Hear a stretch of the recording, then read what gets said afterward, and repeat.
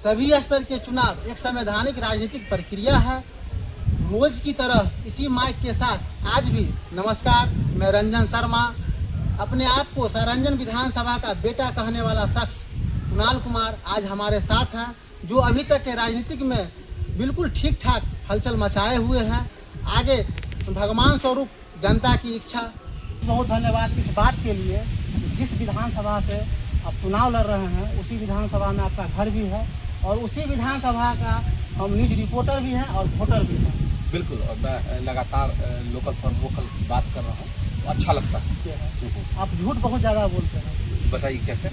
ये हम सवालों के अंत में इसका जिक्र हम करेंगे। सबसे पहले हमको ये बताइए कि एकाएक इतना पद यात्रा किए, कुछ थकान तो महसूस हुआ होगा? नहीं, थकान क्या महसूस, सब थोड़ा बहुत नहीं। जब नए नए लोगों से मिलते हैं, युवा होते हैं, बुजुर्ग होते हैं, तो नई एनर्जी आती है। चलिए सीधे टॉपिक पे आइए, सवाल पे। जदयू पार्टी कहती है कि सरंजन में विकास की गंगा बह रही है, तो आप इस विकास की गंगा में वीआईपी के नाव तो है आपके पास, क्या तेजस्वी यादव का पतवार रहेगा आपके साथ? अब देखिए, वो बड़े लेवल की राजनीति है, इसके लिए तो हमारे नेता ही कल हम बात करने के लिए मैं सरंजन की राजनीति करता हूँ, तो यहाँ की बात करना चाहूँगा। हालांकि मैं आपको जोड़ दूँ कि भगवान राम को भी नैया किसी देवत ने पार लगाया था, निश्चित तौर पर किसी की नैया पार करा सकते हैं। तो क्या इतनी जल्दीबाजी क्या था? ठीक ठाक तो विकास हो रहा है सरंजन में। क्या विकास किससे कहते हैं? जीडीपी में अगर आप टॉप 5, टॉप 10 डिस्ट्रिक्ट में चले जाइए, समस्तीपुर कहीं नहीं है। अब पर कैपिटा इनकम में चले जाइए, सरंजन विधानसभा कहीं नहीं है। पूरे बिहार में सबसे एक नंबर पर विकास हरनौत विधानसभा का हुआ है, दूसरे नंबर पर केसरिया विधानसभा का हुआ है। तो क्या विकास का पैमाना क्या है? किस आधार पर आप कह रहे हैं कि सरंजन? अभी आप जहाँ हैं, ये बोचहा पंचायत है, इसी पंचायत में खनुआ है। आप खनुआ में चले जाइए, वहाँ बैठने के लिए बच्चे, जो प्राथमिक विद्यालय है वहाँ बच्चे को बैठने के लिए भवन नहीं। आप जहाँ बैठे हुए ठीक यहाँ से 3-4 किलोमीटर में घर शीशे में लोहसारी है, वहाँ एक विद्यालय है जहाँ जब बारिश होती है तो पता आइडेंटिफाई करना मुश्किल हो जाता है कि विद्यालय पानी में है या पानी में विद्यालय बना हुआ है। आज दशकों से हमारा क्षेत्र का कुछ हिस्सा बाढ़ प्रभावित होता रहा है और माननीय मंत्री, जल संसाधन मंत्री, उनको बताना चाहिए कि इसको रोकने के लिए उन्होंने क्या कोशिश की। उनको ये भी डेटा प्रस्तुत करना चाहिए कि सरंजन विधानसभा के किस किस गाँव से कितने लोगों को रोजगार मिला है। अब जब वो विधानसभा अध्यक्ष हुआ करते थे तो उस समय विधानसभा में बड़े पैमाने पर बहाली नहीं थी, तो इस पर आरोप लगा था और ये आरोप पब्लिक डोमेन में सीट बेचा गया था। वो बताएं कि कितने सिमरी के बच्चों को, कितने बरहोना के बच्चे को, कितने गुच्छा के बच्चे को, कितने हरपुर बरहत्ता के बच्चे को, कितने गंगापुर के बच्चे को नौकरी मिली है। विकास का पैमाना क्या वो बताएंगे डेटा के साथ कि पूरे बिहार में सबसे ज्यादा सड़कें सरंजन में बनी है? क्या विकास क्या है? जी बिल्कुल, मेरी बात खत्म नहीं हुई है। सवाल हमारे पास बहुत है, सबका जवाब दूंगा, मैं सबका जवाब दूंगा, लेकिन पहले आपने जो कहा कि विकास हुआ है तो आप मुझे रिसर्च करके बताइए कि विकास कैसे हुआ है। क्या पूरे बिहार में सबसे कम बेरोजगारी दर सरंजन में है? क्या महंगाई दर पूरे भारत में सबसे कम बिहार में है?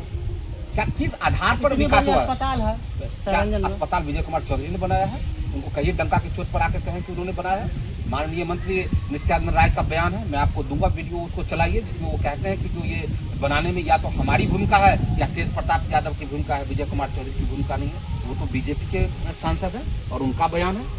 ये मैं नहीं कह रहा हूँ, ये कोई भूमिका ये मैं नहीं कह रहा हूँ, ये जो वर्तमान सांसद है, ये मैं कह रहा हूँ, मैं नहीं कह रहा हूँ, ये बीजेपी के वर्तमान सांसद माननीय नित्यानंद राय का बयान है, जो मैं आपके साथ साझा करूंगा, उसको आप लगाइए। शिक्षा मंत्री भी रहा, आप बताइए कि सरंजन में विद्यापति नगर सरंजन ब्लॉक आता है, कितने स्कूल, मकतब या उच्च माध्यमिक विद्यालय को आपने मॉडल स्कूल के तौर पर तब्दील कर दिया? आप बताइए। लेकिन सभी पंचायत में तो है। अरे भाई, तो ये यहाँ है, पूरे भारत में है, पाकिस्तान में भी है, नेपाल में भी है, बांग्लादेश में है, तो सरंजन उसमें अलग क्या हुआ? आप जब आप आइए मीडिया के सामने मेरे से डिबेट कर लीजिए कि पिछले 15 वर्षों में आपने सरंजन का क्या विकास किया। पढ़ने के लिए जाएगी। जी बिल्कुल, आपने एक बात बताया जो हमको भी लगा था। हमने विद्यापति के कई गाँव जो बाढ़ से प्रभावित हुए हैं वहाँ कवरेज करने के लिए गया था। वहाँ हमने देखा कि कई घर जो है उजड़ गया और कितने लोग जो है घर से बेघर हो गए और कितने के कमर टूट गए। इसमें सरकार की जो है क्या उपलब्धि रही है?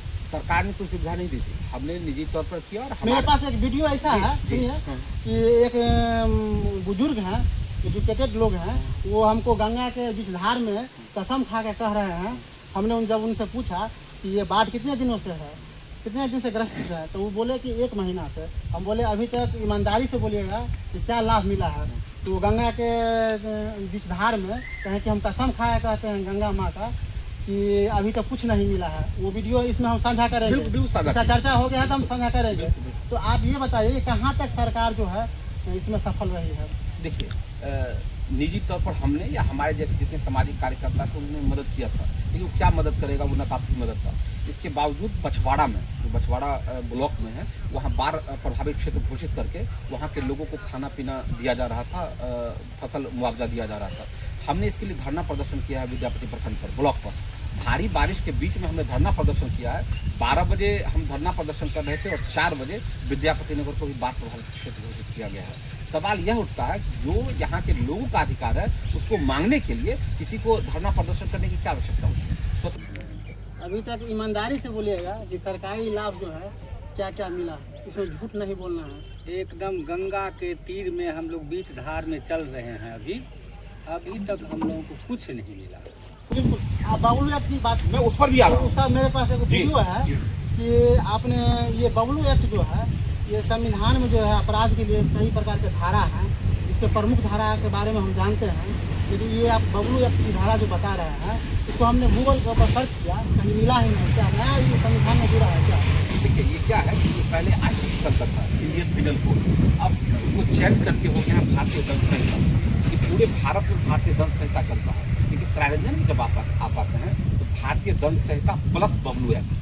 तो बबलू एक्ट का जो है कितने लोगों को सजा मिला है, क्या है कुछ का? 1-2 नहीं, उसका मैं भी भुक्तभोगी हूँ उस पर। आप भी शिकार हैं? जी, मैं भी हूँ। मेरे जैसे 12 लोग बरहना में शिकार है, जो ब्राह्मण समाज से हैं, कुर्मी समाज से हैं और सात समाज से हैं। अच्छा, ये किस तरह का धारा है, किस स्थिति में लगता है? तो इस स्थिति में लगता है जो आप माननीय मंत्री का विरोध करते हैं या जो उनके आप सचिव उनकी बात नहीं मानते हैं तो आप पर केस करा दिया जाएगा। केस का एक ही मकसद होता है कि आप जाइए, दंडवत हो जाइए, उनका पैर पकड़ लीजिए, केस मैनेज हो जाएगा। पैर नहीं पकड़िएगा, केस सस्टेन करेगा। यही बबलू एक्ट। और यहाँ ही नहीं है, आप पूरे सरायरंजन में चले जाइए, दर्जनों युवा आपको मिल जाएंगे, दर्जनों लोग मिल जाएंगे जो इस एक्ट से प्रभावित हैं। अच्छा, इसमें कहाँ तक सच्चाई है कि आपका ऐलान है कि सरायरंजन विधानसभा का बेटा ही सरायरंजन का विधायक बनेगा? इसमें मैं गलत क्या कह रहा हूँ? आज बिहार सरकार की पॉलिसी देख लीजिए। उत्तर प्रदेश का युवा आके बिहार में नौकरी करता है और बिहार का युवा जब जाता है काम करने के लिए तो महाराष्ट्र में मार खाता है, असम में मार खाता है, पूरे भारत में उसको मारा पीटा जाता है। तो आप कर्नाटका में चले जाइए तो कहा जाता है बिहार का DNA जो है वो 2 नंबर पर है और बिहार का DNA कर्नाटक का DNA से बुरा DNA है। तो इसमें गलत मैं क्या कह रहा हूँ? जब बिहार के लोगों को यहाँ बिहार में नौकरी मिलनी चाहिए, न कि बाहर के लोगों को नौकरी मिलनी चाहिए। ठीक उसी तरह जो स्थानीय लोग हैं उसी को प्रतिनिधित्व को सुखा दिया गया है। और मैं कहता हूँ कि नदियों को सुखाया नहीं गया है। माननीय मंत्री जल संसाधन मंत्री रहते हुए इन 4 नदियों की हत्या कर रही है। जो व्यक्ति जल संसाधन मंत्री रहेगा उसके क्षेत्र में नदी सूख जाएगी। और जब हमने हंगामा किया तो जो बलान नदी जिसका 200 मीटर चौड़ा था उसको 25 मीटर में उड़ाई कराया गया। और शेष जमीन, मैं फिर आपके माध्यम से आरोप लगाता हूँ, शेष जमीन पर माननीय मंत्री के कार्यकर्ता और दलालों ने कब्जा कर लिया।